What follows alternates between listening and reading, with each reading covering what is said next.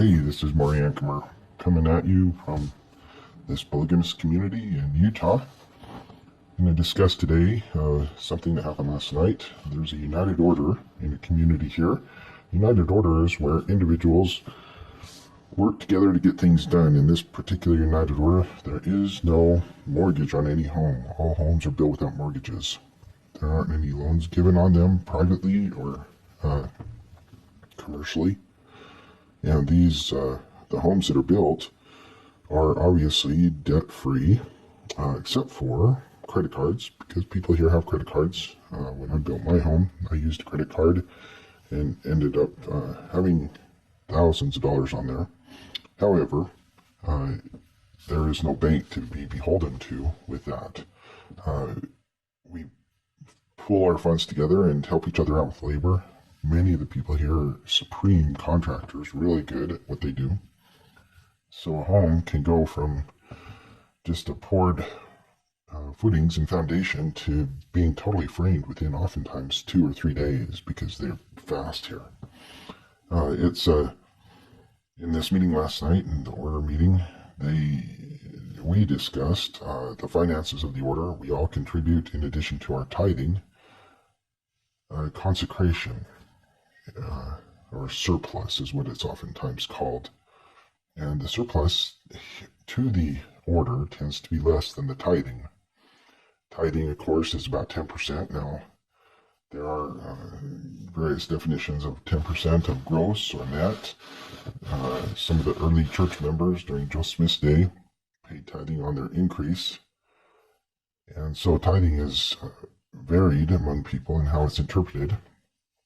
Consecrations here less, but I do know that most of the families here, men and women, will consecrate or offer a surplus or donation to others, either in our community without reporting it to the order or also outside of our community. I know many times that there have been individuals who've been helped out with goods such as food or clothing, service, which happens all the time. Probably, I would dare say, 10% of our time here is given in service as well, so the time is tithed as well as the money.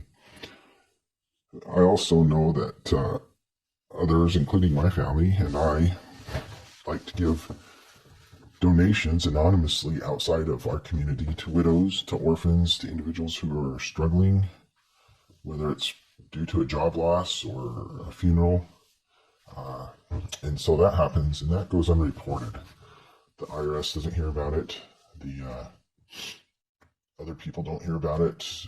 We don't go and talk about it because we believe in the left hand and the right hand not knowing what the other one does. And he who giveth in secret will be rewarded openly. Not that we're giving it for rewards, but it's nice to know that God sees what we do.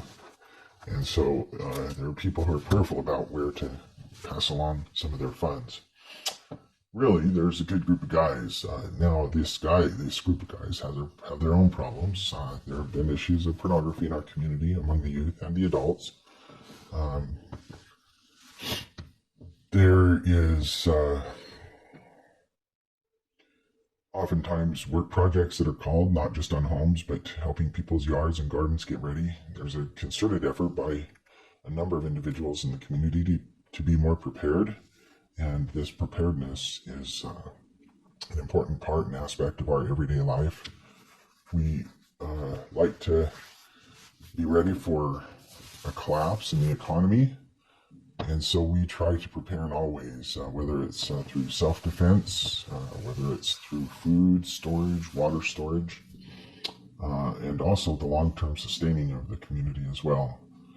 I don't know if this is more of a rosy picture or not. There surely are problems among the people in the order, and probably half of our kids, or maybe even more, don't stick around. This is nothing like a cult. People are free to come and go, and they do. And after they leave, they still come back to community celebrations and sometimes attend meetings because oftentimes people are related to family here. Nobody feels threatened physically. And it just kind of irritates me when it's called a cult because there are no brainwashing brainwashings that are occurring. People have their agency to believe what they want to believe. We don't really have our agency to preach that out loud. Anyway, that's just a summary of the United Order. Last night we talked about the finances, the work projects in the order, talked about what it means to consecrate our heart to God. That's what our bishop spoke about.